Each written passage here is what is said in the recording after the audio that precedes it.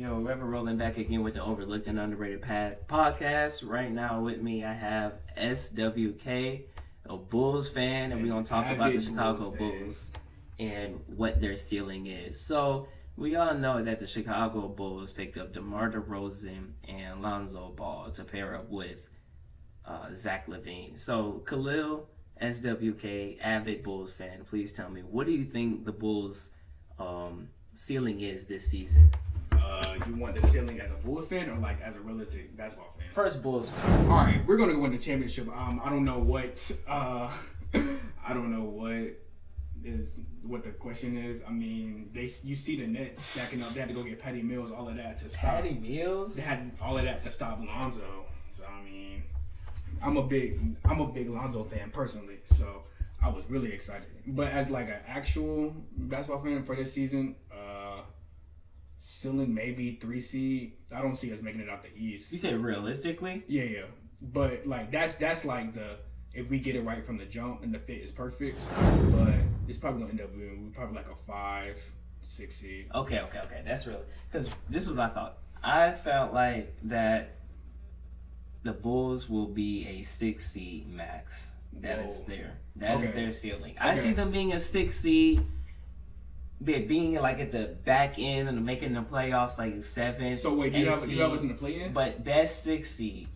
Yeah, I think y'all could be like 7th, 8th seed, but best 6 seed. I heard someone say that y'all gonna be a second round exit. And I'm like, no, because if you're in the back end of the playoffs, you're gonna be playing against the best teams in the East, like the Nets, the Sixers, we're gonna be the a Bucks. 4 or 5 seed, best case scenario 3. And the only reason I'm saying I don't know who is better than us.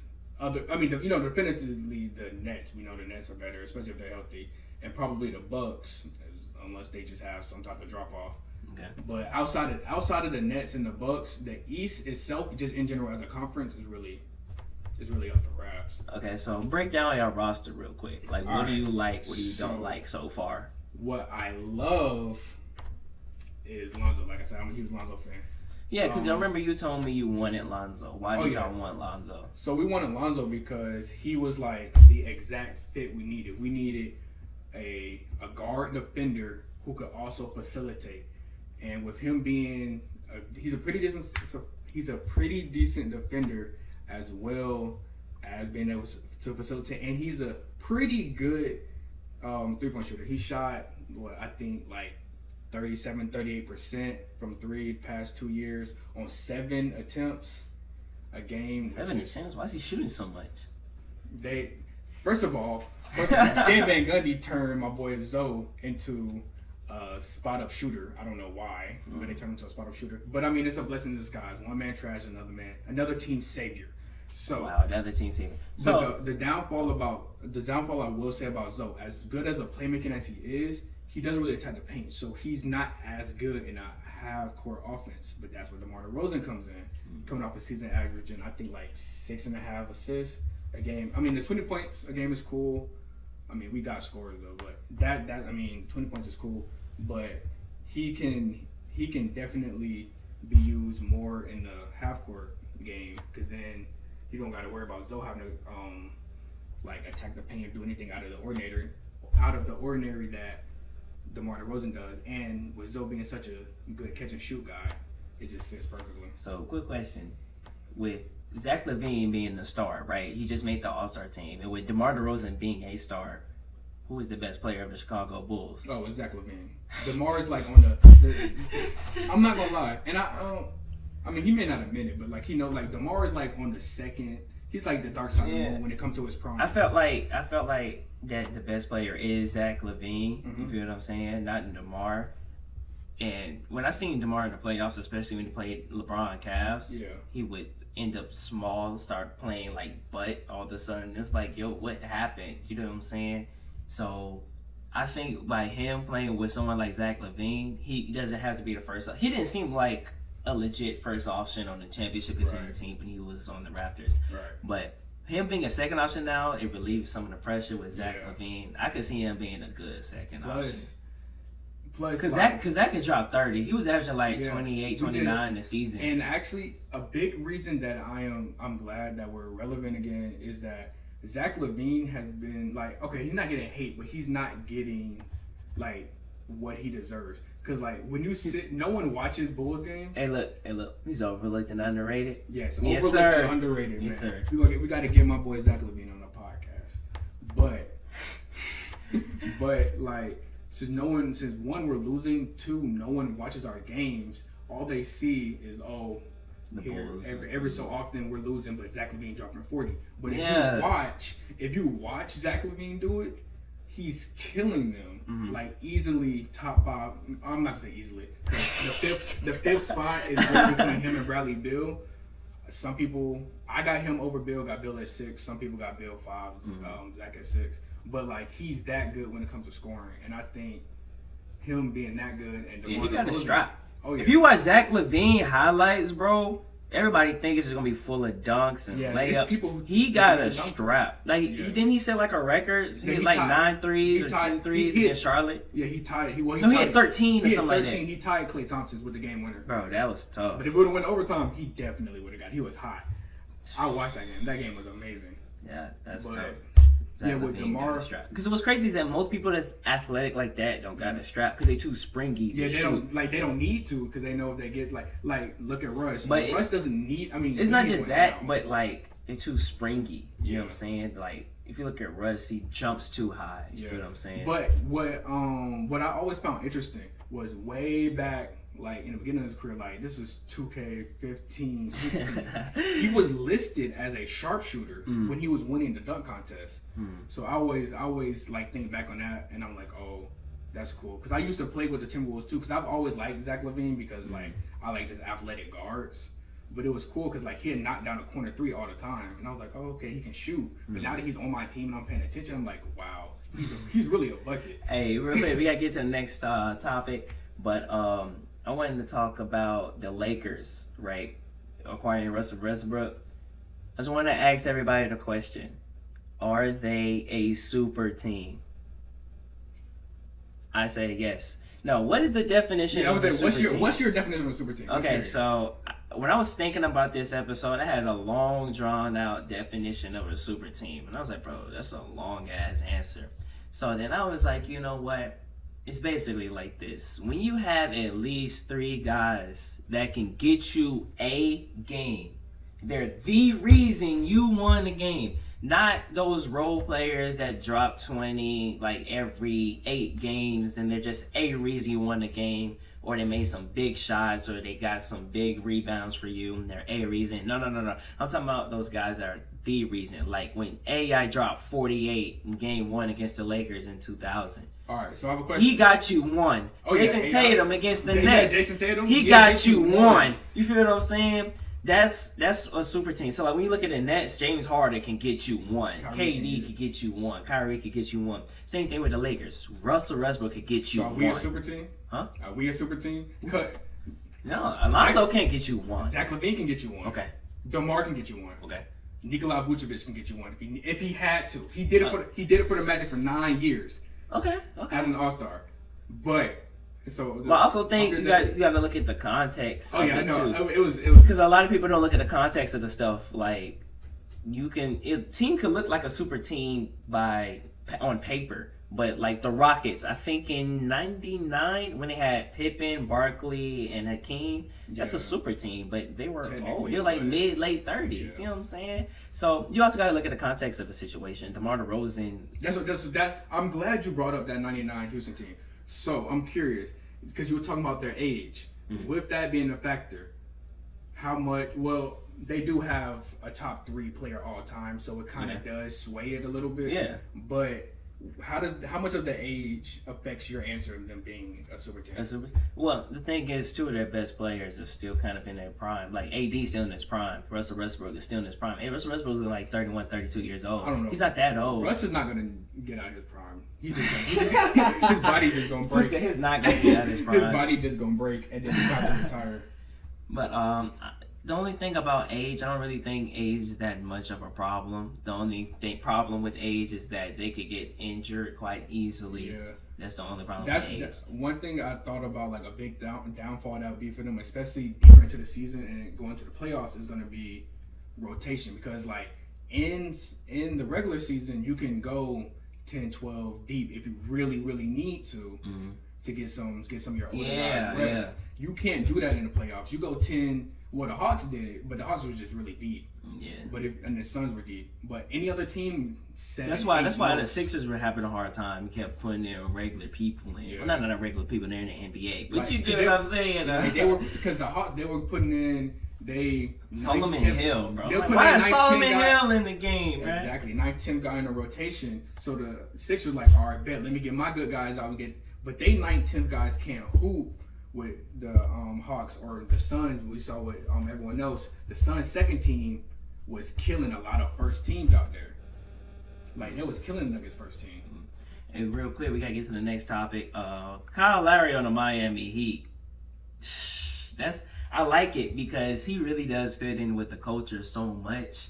Like Kyle Lowry, Jimmy Butler, Bam Adebayo. Like, he's thick and it's live. Shut up. No, but those guys in Miami, they're some dogs. All right, we were talking about Miami. I have a question. What's up? How do you feel about Duncan Robinson's extension? 5 year, $90 million. You think Duncan Robinson is worth 5 years, $90 million? I mean, he does. He's a tough shooter. Like, he's one of the best in the league. You count on him more than Joe Harris. Because he was knocking out shots in the playoffs. Joe Harris turned into Ben Simmons. Too. You said what? Joe Harris' contract is ridiculous, too. I think he owned a $100 million contract. And speaking of Ben Simmons, I think... his situation is bad, but the 76ers, in my opinion, are making it so much worse by asking for so much. The thing is, though, so what they need to do, his stock dropped. What they need to do is wait for the season to start. Yeah. Have him try to increase his stock back up. You know what I'm saying? So people be like, okay, maybe he's not as so bad from... Because, like, what happened in the playoffs... That leaves a bad taste in people's mouth. Why would I give you all of my picks? And I can't play them in clutch situations. Exactly. I think. Yeah, I agree with you. I definitely. They should have. The Philly should have kept Jimmy Butler. I couldn't understand for the life of me why they gave up Jimmy Butler. All they got was Tobias Harris back.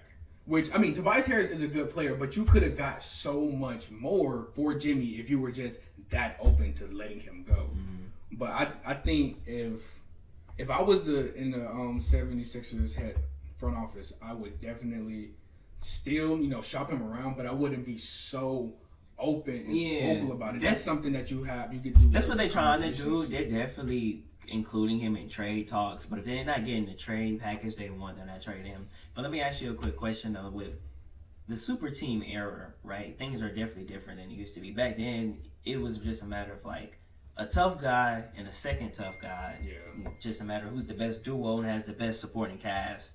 You know what I'm saying? Now it's I think the lines are starting to get more and more blurred as like the game progresses. Yeah, so I wanted to ask you, like, do you think the league should have more super teams? Have like 6 super teams, that way we were not like, oh, it's not fair. It's one super team and a bunch of other normal teams. Yeah, that, especially as a basketball fan, yes, I would love that.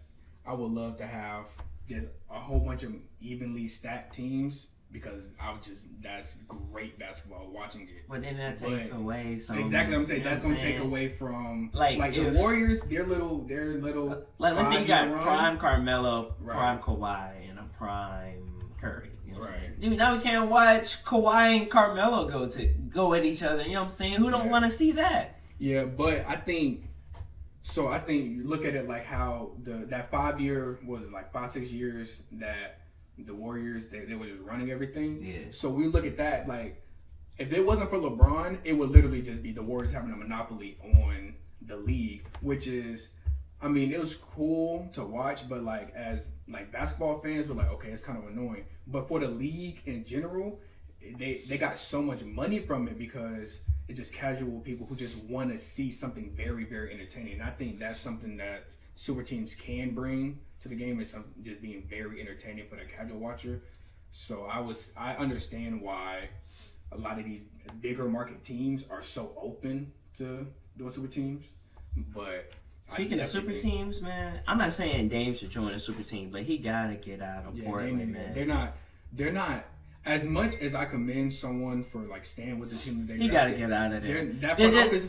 They're on a second round treadmill. They're too good to do anything for real. No, they're too good to like get any like. Yeah, the Blazers GM, their front office is just doing a bad job. They can't recruit from free agency. They can't do anything with the draft. It's just they couldn't even get Jason Kidd as the coach. Yeah, oh my God, it's bad. But yeah. So moving on to the next sports topic. Before we go into music, I just want to go over just the free agent signings. So we already said Miami Heat. Was saying Kyle Lowry to the Miami Heat. PJ Tucker, he also signed. PJ Tucker signed with the Heat as well. Yeah. I think 2 years. Chris Paul signed an extension with the Suns. That's ridiculous. Kawhi Leonard. I don't care about the money. His contract's too long. Kawhi Leonard, he re-signed with the Clippers. I was gonna say if he didn't re-sign with the Clippers, I was gonna say that he owes them a championship, and he would be wrong if he left because they built that team. He demanded everything, got everything. He's home in LA. He owes them a championship. I'm not sure if you have this on your list, but you heard about KD. He didn't sign his extension yet with the Nets. Yeah, he can't sign until tomorrow, but he's signing his 4-year, $198. Yeah. Trevor Ariza is with the Lakers as well. That's a pretty good 3-and-D guy. You know what I'm saying? They need shooters. Hopefully, I don't know. We ain't seen Trevor Ariza play in 5 years. Yeah. But he's been on every single team. Yeah. But it's not the best because he's like 36. So, but in terms of defense, but it's better. They need the shooting bad. Yeah, they need anybody. The Lakers also picked up Carmelo, so that's okay. You know what I'm saying? Actually, I like Russ, and I'm not fully against the move, but I do think the Buddy Hield move would have made more sense. I thought they was gonna get Chris Paul because they need shooting bad. The Lakers also got Dwight Howard once again. Alex Caruso's with the Bulls. Yes, sir. Some people think we're overpaying him, but I mean, he's a great. The Lakers got Malik Monk as well. A lot of people think that's a steal. Rudy Gay is with the Utah Jazz. That is a steal. Yeah, that because they lost Derek Favors and they need someone to come in after when Rudy goes. And they I don't know if you have this, but they signed Hassan Whiteside to back up Rudy Gobert. On Jazz, right? Yeah. Yeah. Okay. Yeah, I seen that too. That's a pretty good pickup, Hassan Whiteside. Because Hassan Whiteside is still elite. It's just that I don't think he chooses to play. Because I saw his video, it was like he don't play for real anymore ever since he saw his 2K rating. Yeah. Because he was averaging like 20 a game. He was getting blocks. He was like, you know what I'm saying? And the Jazz play style with him on the court doesn't typically have to change because he's not Rudy Gobert, but just the same type of player, just a really big defensive. But he can move center. Better though. Yeah, he can because Rudy Gobert got killed by Terrence Mann. Yeah, because they was like by Terrence Mann. Because Rudy he wouldn't leave the paint. He was like, okay, I'm just gonna shoot. What's the name?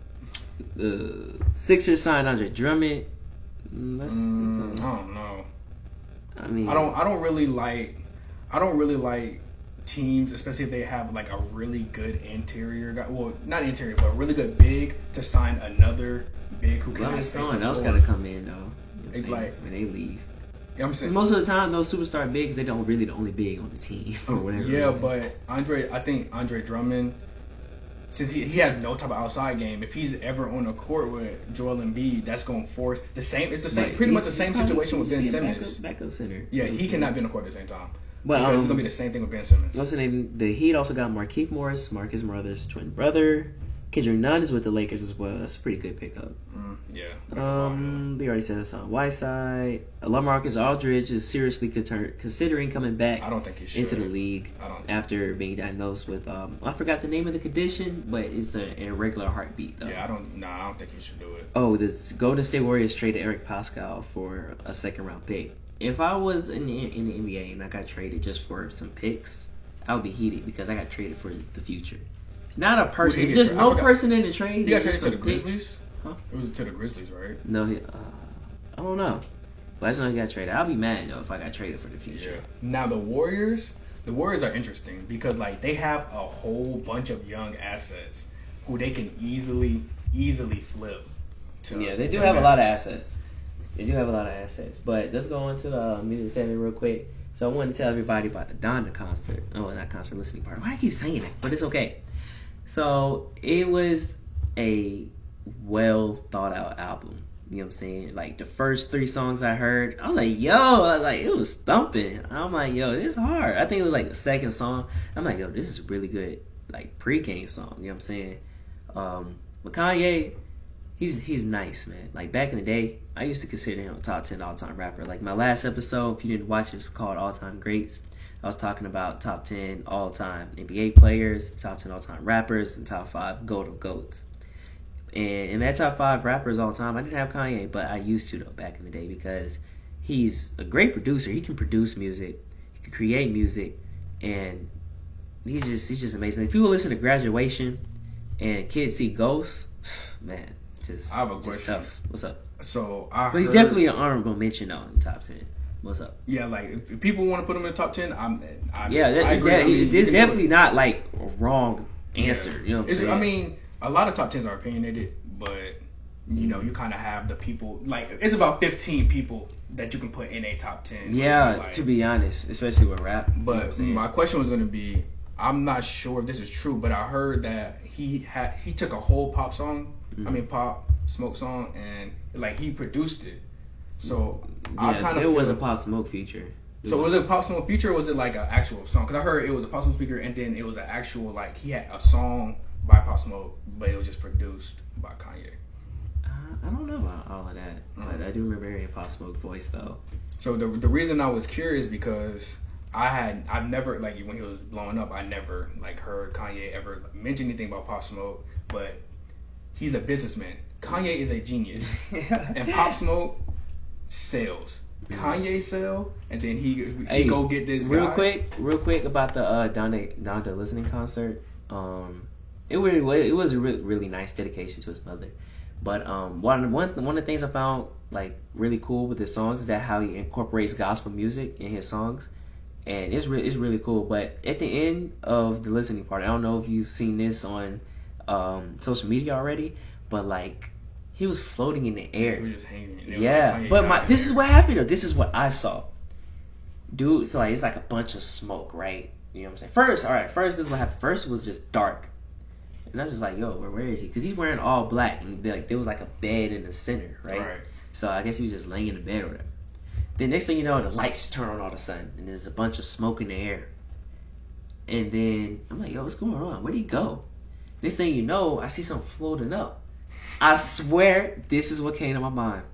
I'm thinking to myself that this dude died and his spirit is floating up. Wow. I swear. I was convinced that was his spirit coming up. I was like, what? Did he just die? Because like keep in mind, there's a lot of smoke. So I'm thinking I can. My eyeballs, I feel like I was seeing through his body. It didn't look like a solid figure. It looked kind of distorted. Good. You know what I'm saying? It was that good of a show, bro. What you mean? Like. So was it like he kind of? I know y'all were listening to it. He wasn't physically singing. No, he wasn't singing, but like he had a performance type thing, right? Or like he didn't perform, but you could tell that he was singing his lyrics when he was like getting up and dancing and stuff, and getting high. But yeah, he just started floating, and I'm like, yo, is he flying? I was like, oh, this dude fly. So I'm looking around for the cables, and I didn't see the cables. He said he was like all the way up or something. I was like, I wonder when he put those on.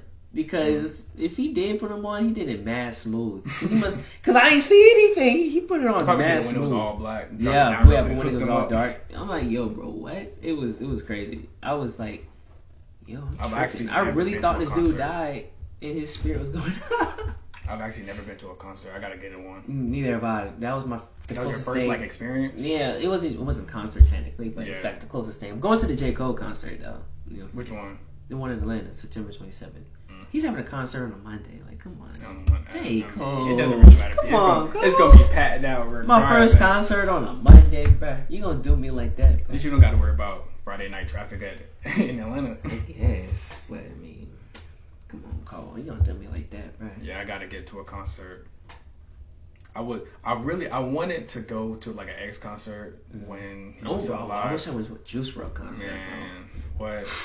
Man, I really wish I was. I saw a video on Instagram just after he passed away, and in the caption it said, "Comment if you went to a Juice WRLD concert," or like, "Did you ever go to one?" I'm just looking at the video. I'm like, man, if only I had a chance to experience that. Bro, yes, bro, it was so cool. I'm like, bro, why didn't I go to a Juice WRLD concert? Like, I was so heated. Like, I'm not like, I love music, but I'm not like big on concerts. But I think it's something you should experience because like if your favorite artist passed away, you know what I'm saying, you can't see him no more. Like I want to I want to, especially before he gets too old. He almost 30. I think he's like 28. I want to go to a Dirk concert while he's still like actually outperforming. And it's not just like him Kendrick and his label doing it. Doing Kendrick. Yeah. Kendrick Lamar is making me mad. Kendrick, if you listen to this, please stop doing what you're doing and just do a regular show. Like, bro, what are you doing, bro? Well, anyway, so the next topic we're gonna get into is I wanted to talk about R&B. You know what I'm saying? We talk about rap all the time, but I want to talk about R&B. So during this week, I was thinking about this episode and this moment right here, and I was just thinking to myself, like, who is the king of R&B right now? You know what I'm saying? A lot of people will probably say Jaquez. I always say his name wrong. I'm not gonna lie. I think it still might be Chris Brown. You think Chris Brown? Because I was thinking about this. I was like, was Chris Brown ever considered the king of R&B? Because there was a point in time where he was the hottest R&B artist out, but it's like, but hey, real quick though, 2015 was Jeremiah when he came out with Late Nights. Oh yeah. That album was different. He was that album different. He was J. Cole. I think he was on a song with. But I was talking to someone. He said he don't think Jeremiah was ever a king because he was like his best songs would have features. I don't know. Yeah, I'm like, hey. It's a feature. I don't know though because. But look, 21 is up there. His features are better than most of his like songs by himself. But look, real quick, in terms of like future king of R&B, I look at either Giveon or Brent Faiyaz. Yeah. Because they nice. I listen to them side by side, right? Mm-hmm. I mess with Giveon. He's tough. He's nice. Then I listened to Brent right after. I was like, yo, Brent sound better. You got a better voice. Like, my thing is like. But Giveon is a vibe though. But like, it's backwards for me. So like, just pure singing, I will give it to Giveon. Giveon can sing. Okay. But both of them can Brent, sing. They both can sing. But like, Brent is like, you're a part of it. Like you're listening to it, and you're like, to man, me, it's like we're having this conversation. And the people that's listening, do you listen to slow and reverb music? Yeah. Bro, if you're listening to this and you don't listen to slow and reverb music, start listening to slow and reverb. That will change your life. All you have to do is go on YouTube because they. Bro, let me give you a list real quick. Let me give you a list real quick. Because these songs sound best slow and reverb. 20 Minutes by Lil Uzi. Yes, I've heard that one. Love by Kendrick Lamar. What? No, I'm saying I'm agreeing like okay. Based on what I heard. Love by Kendrick Lamar. Slow Dancing in the Dark by Joji, slow and reverb. Birthday Sex by Jeremiah, slow and reverb. Like pretty much any. Chicago Freestyle slow. Bro, any Giveon song slow and reverb. I have heard that. I don't even. Like I Want You slow and reverb. It sounds because like the way when you slow things down, it makes everything deep anyway. He already got a deep voice. You know what I'm saying? So when you slow it down. So like it's so relaxing. My favorite, I don't know if you would consider him R&B or rap. He's kind of teetering the line, but my favorite in like that group is Black because he can do both. He's 6 Black. His name is Black. He can get on like a rap beat and rap if he need to, but he can also slow it down and sing to you as if you finna propose to somebody. So it's like whoa, and he mixes it up so perfectly. Like East Atlanta Love Letter might just it's 100% in my top 3 albums all time, but maybe top 5 of it. Real quick though, to be honest, me personally, I think the best R&B artist out is her. You feel what I'm saying? All right. The best R&B artist, right? But in terms of like King R&B, like I was saying, I think it's Semi Jaquez. Even though he hadn't came out with an album yet since 19, but he had a few singles. But for the future though, I'm definitely looking at either Giveon or Brent, because like I said, Giveon, he is a vibe. He's so chill. Like you turn on his music, used to his music, bro. You just lay down, close your eyes, bro. Yeah. Like he's so relaxing. But Brent, even though I think Brent's singing is better, but Giveon is more of a vibe. Yeah, like I was talking to my lady about this. You can clean up. You can like Giveon has that type of music where like. No, you can't do anything. You gotta lay down. You listen. I like Brent. You can clean up. You can clean up your Brent. Oh, I got a playlist where it's mixed up. So I was talking to my lady about this, and she said. What she said, Jamal? She likes Brent more than Giveon. She said it sounded like Giveon singing with a bubble in his throat. I was like, what? She likes Giveon though. She likes I get what she's saying, but that's funny. But that was funny. I was like, wow. But okay. But he do sound like he just like swallowed something and just finished drinking. Something wrong with y'all. But hey, Giveon, if you listen to this, bro, You tougher. You a vibe. I mess with your Yeah, I'm gonna go Chris Brown as the king right now, but Future definitely Brent or Giveon. Either one. But he's not as hot as he was though, like in the early 10s, you know, in late 2000s. He also hasn't been dropping as much, but I know for a fact he's not in his prime. You know what I'm saying? I know for a fact if Chris Brown wanted to and he dropped the album, it would go crazy and gold at least. Yeah, I think it was there like 08 to 14. That's probably like his hottest I'm not gonna area. lie. Maybe 05 to 14. Maybe okay. I'm gonna go. You can say that. I'm gonna go. King. Yeah, 05 maybe 05 to maybe.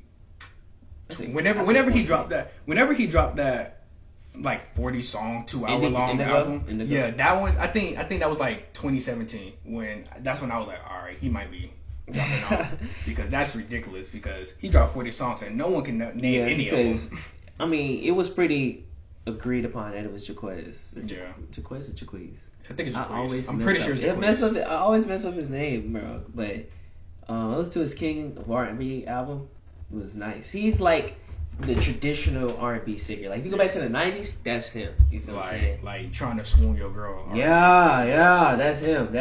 All right. So okay. So maybe it's just like he's the king of like that side of R&B, like the traditional, like the baby making music R&B. but and then Chris Brown is like the R&B that you can listen to like really any time type. So okay. But real quick though, with her and I don't really see anybody else really competing with her. Like she's just nice. She just sings better than everybody else. I mean, I don't really listen to her. I know she can sing. Jhené Aiko. I'm tripping. Jhené Aiko. Chill. But I don't like listen. I don't really listen to her. So I know she can sing, but I just don't really have too much. Listen, of that in my you heard playlist. Best Part? Yeah. You know, Focus. Mm-hmm. You know. That's the only 2 songs I know. Only 2 songs that's on my playlist. Okay, she got so much Jhené Aiko. Pussy Fairy on the way. But like, I don't have Jhené Aiko on my playlist either. I just know her music. Which Jhené Aiko is a vibe, like. Oh yeah, she is. I just don't have it on my playlist. I'm not gonna be like, hey yo, turn that off. No. If it's on, keep it on. I just never. Also, she what's the name? Her did a like a remix to Marvin Gaye's song, Inner Blue Cities, Inner City Blues. That's the Inner City Blues. I'm tripping. It was good. I didn't listen to it yet. I need to though. It looked nice though. Was it a remix or was it just a cover? Matter of fact, I think it was a cover. I think that's what it is. I think it's the same beat, all of that, but like her lyrics and stuff. So I think it's a cover. Okay, that's cool. I might have listened to that. Yeah, definitely for sure. But that's the end of this podcast, guys. So appreciate y'all tuning in to. Oh snap, my bad. Appreciate y'all tuning in to the Overlooked and Underrated podcast. Y'all check out my boy SWK on YouTube. You know what I'm saying?